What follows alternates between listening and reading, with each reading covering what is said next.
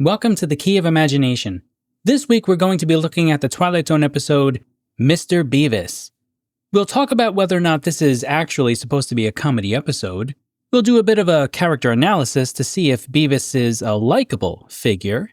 And I'll reveal my moment of awe and talk a little bit about car emissions, but I promise I won't be blowing smoke in your faces. So, grab your keys and let's open up this door to the fifth dimension.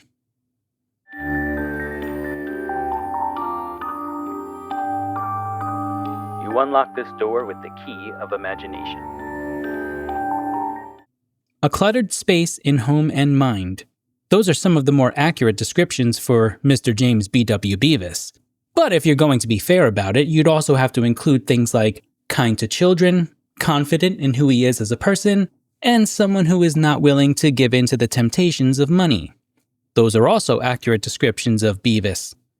Freshly relieved from his employment, his apartment, and even his car, Bevis is left searching for what comes next.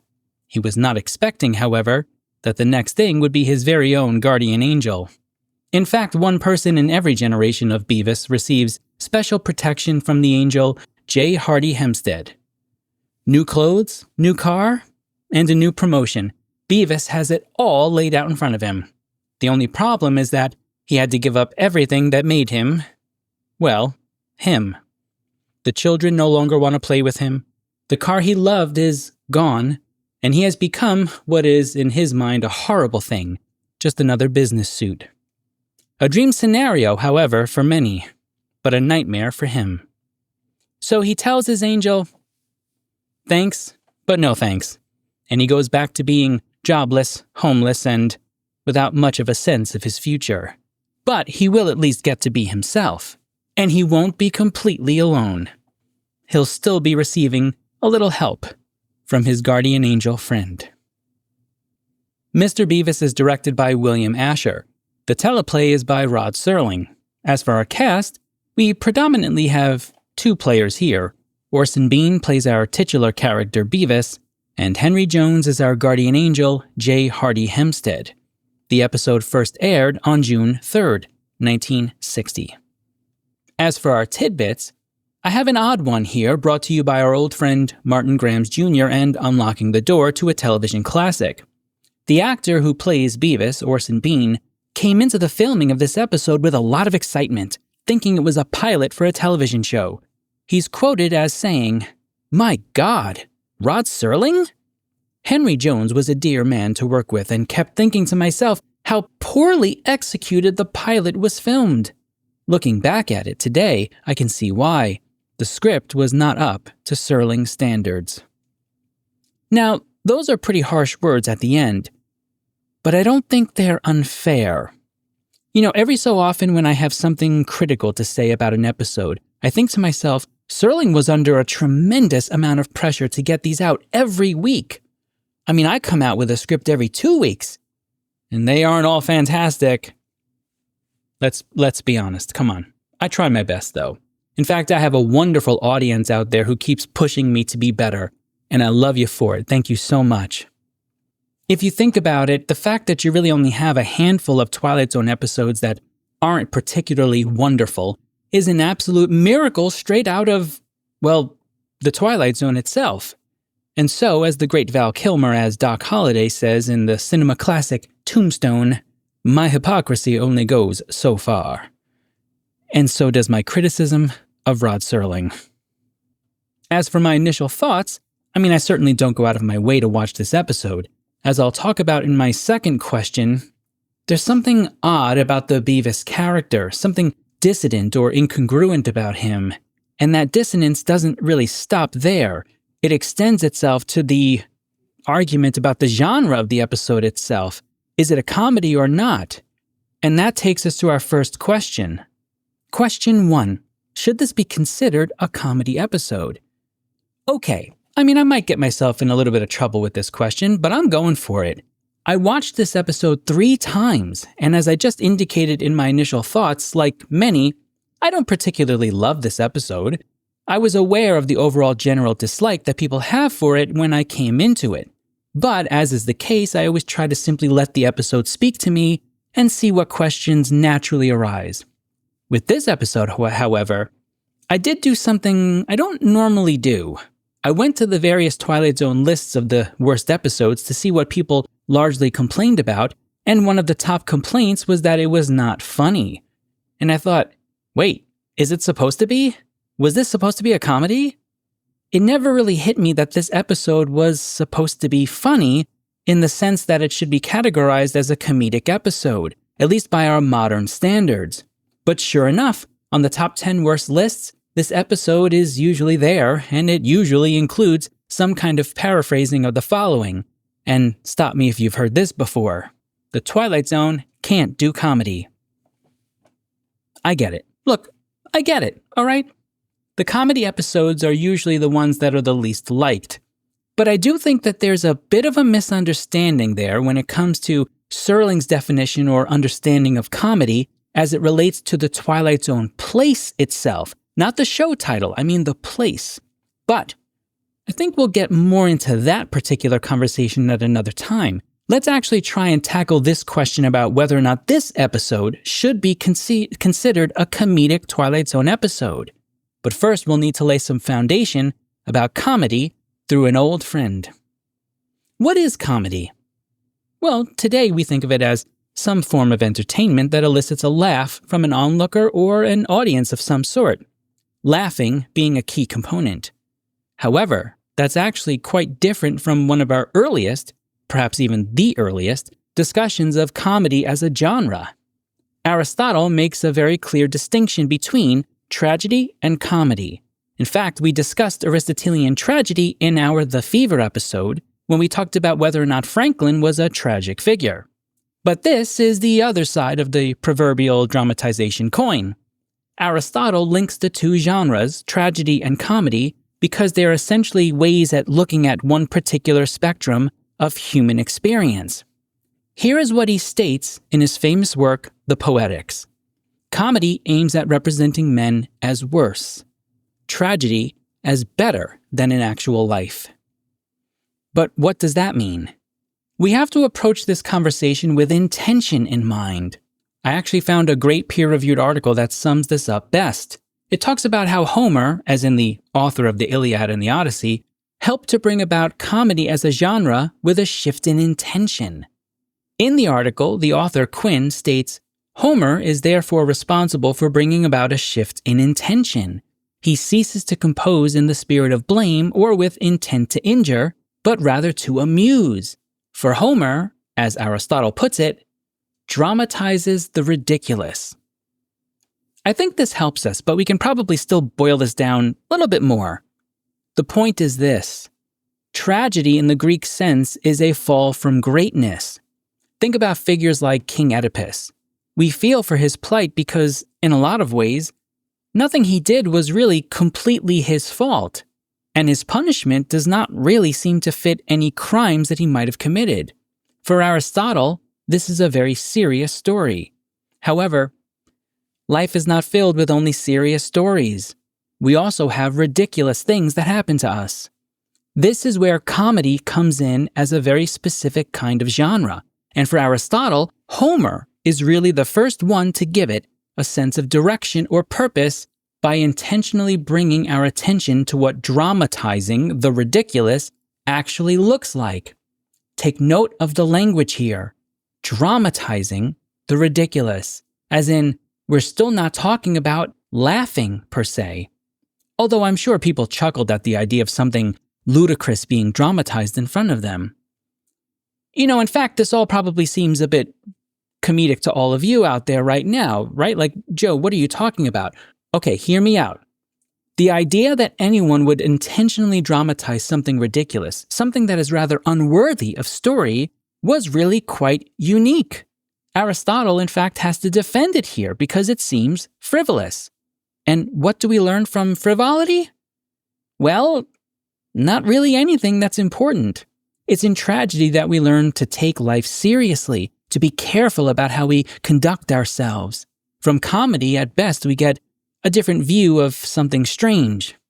Okay, that was quite an introduction, and I always appreciate you letting me get a little bit long-winded. So how does this connect with our story? Bevis is not a tragic figure. He isn't a great man in the ancient Greek sense. Remember, this isn't about his morals.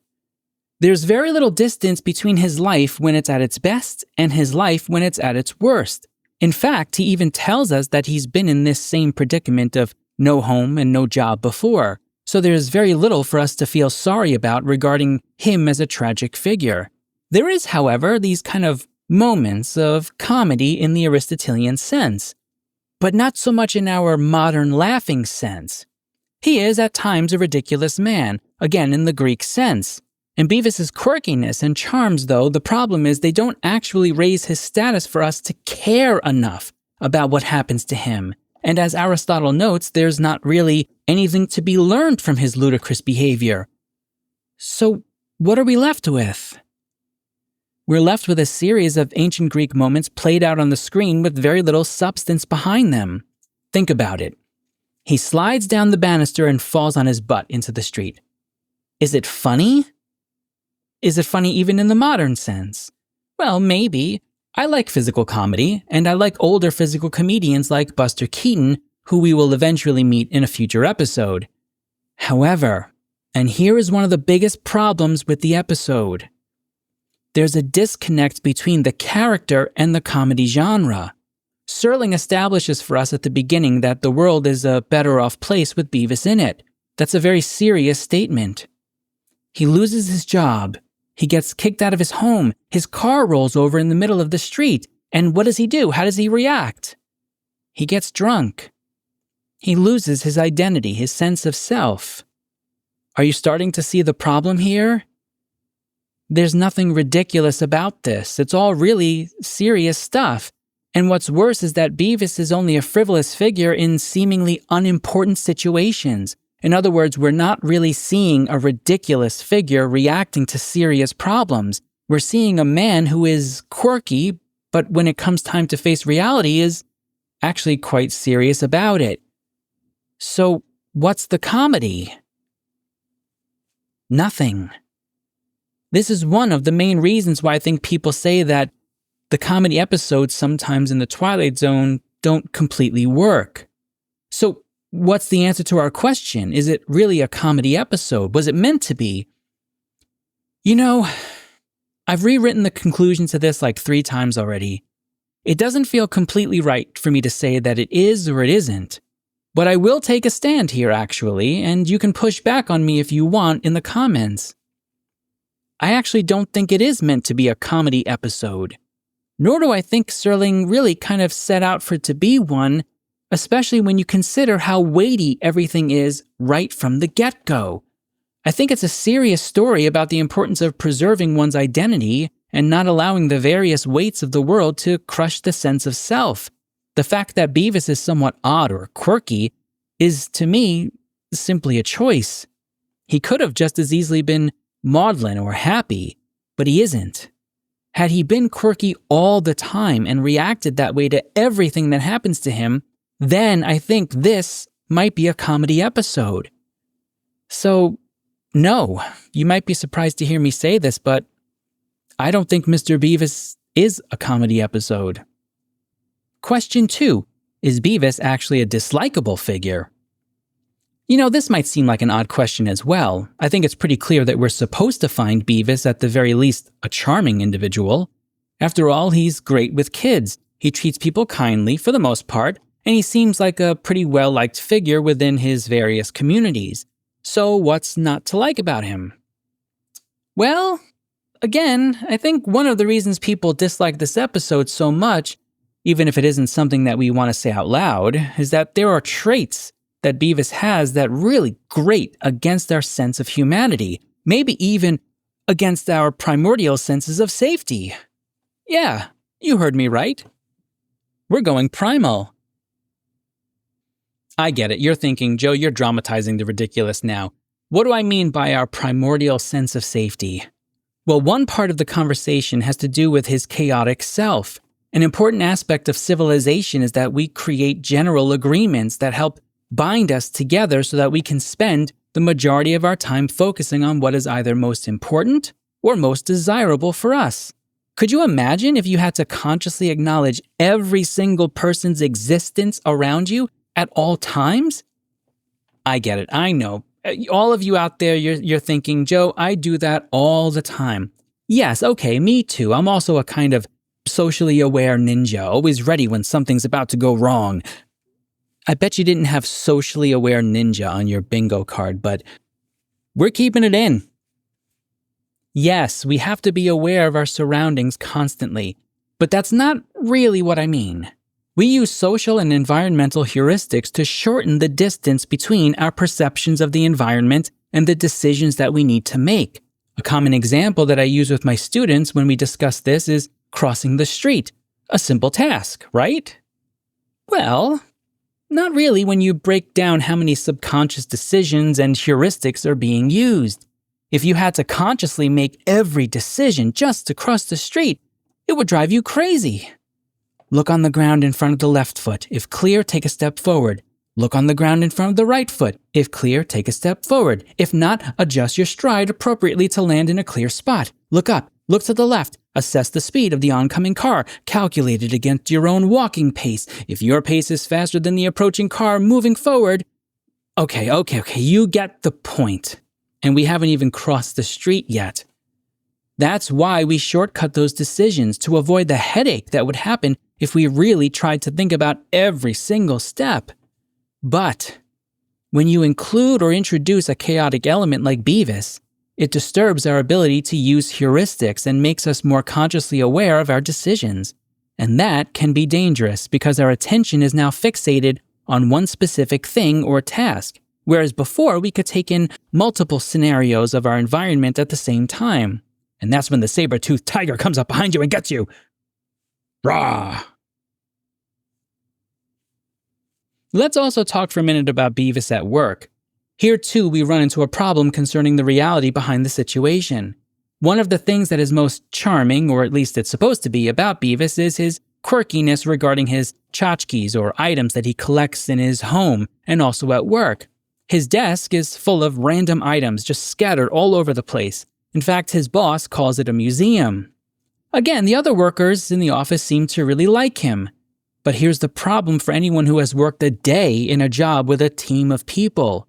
Quirkiness can be fantastic, it can be wonderful. It can lighten the mood of the group, really, quite honestly. But only when all other aspects of the job are being fulfilled. This is where I think the episode misses the opportunity to really lean into our liking of Bevis. You'll recall that he's late for work. Additionally, the boss begins his assessment of Bevis by saying he keeps a ledger like an ape. What does that mean? Well, a ledger keeps track of records. Accurate records are essential to any business. In short, he's a bad employee. And what's worse is that he's not actually a particularly good colleague. His being late, and it's probably not a stretch to say that this isn't his first time, is bad for everyone else because they are the ones who likely have to pick up the slack. And if you've ever been in that situation before, you know that this can build resentment within the office and bring down the morale of the group. And that's never good for either the business or the employees.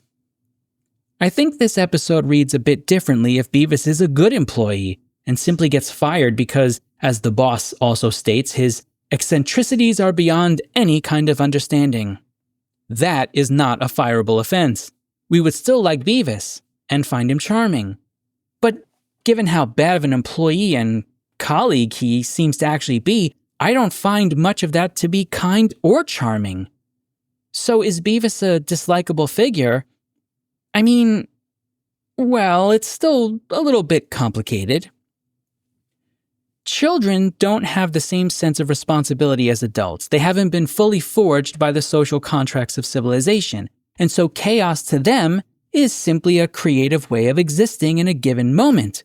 For children, Bevis is probably the most likable guy in the world, and that's great. We 100% need people who are good with kids. But for adults, the more you drill down into him as a functioning figure in society, the more difficult it becomes to like him. And it has nothing to do with him being eccentric. It has to do with a sense that he's kind but somehow not thoughtful, which is a really odd juxtaposition in a human being. Those two things are usually simpatico, but not with him.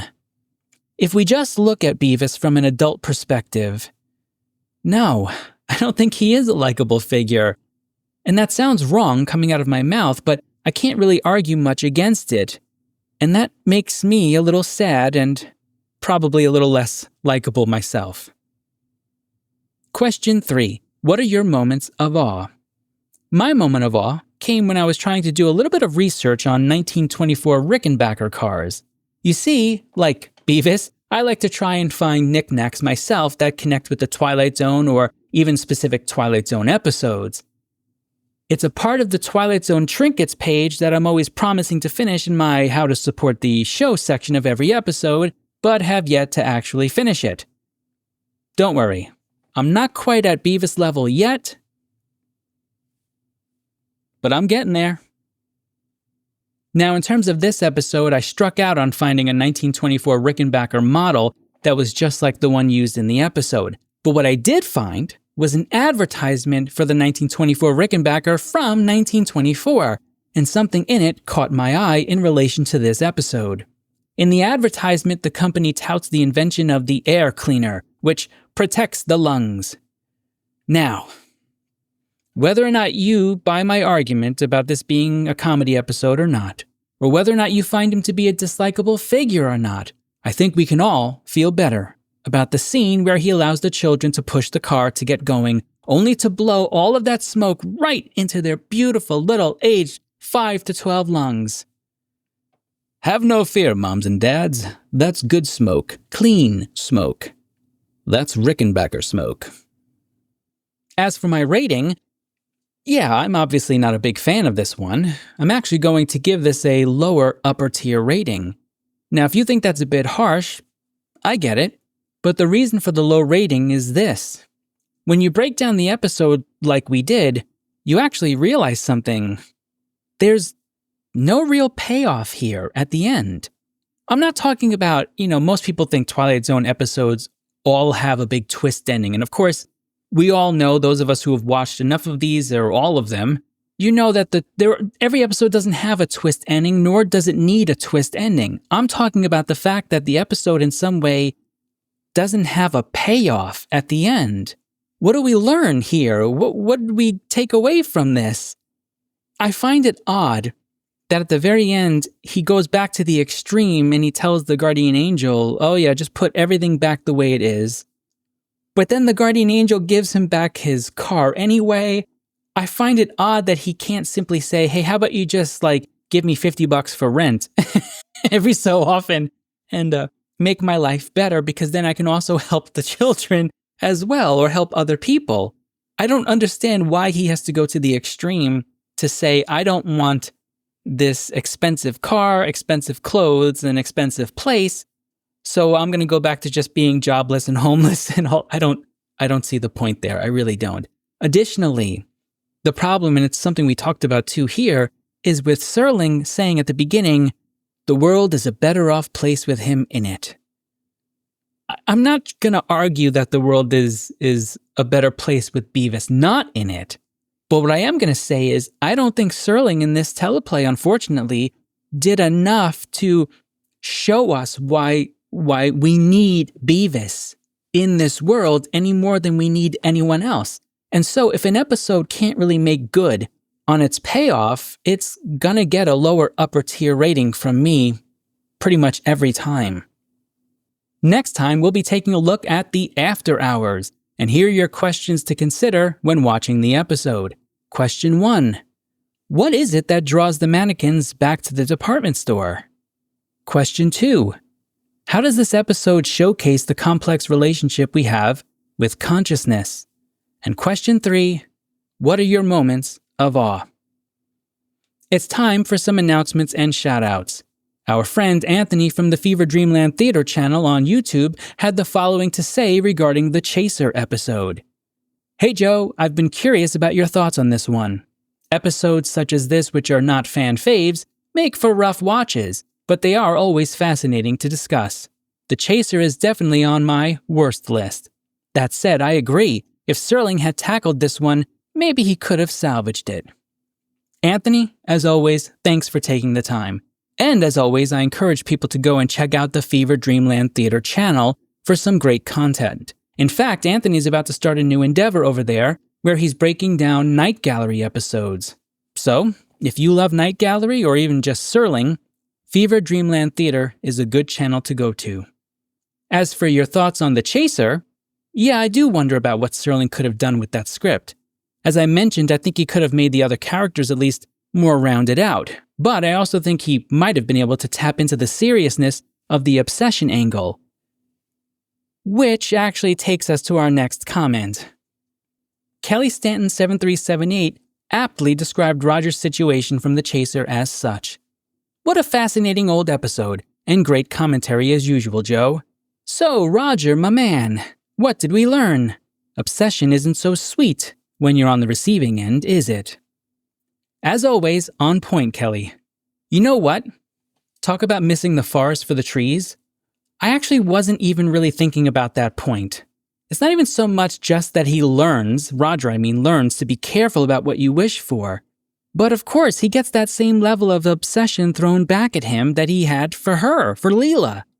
In a very academic way, I flew right past that very important point. So thank you, Kelly, for pointing that out. And to the rest of you too, for your wonderful comments, please keep them coming. Keep going. There are things that I'm going to miss all the time, and I always appreciate these interesting conversations.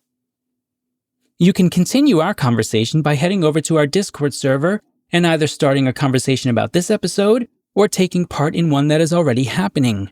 The link to join the server should be in the episode notes section. You can also head over to thekeyofImagination.com, where you can rate this episode, learn more about me, watch previous episodes of the show, and check out my Curios page that I already admitted I didn't finish. Again, I still haven't, but I will. I promise you, I will finish that thing one day.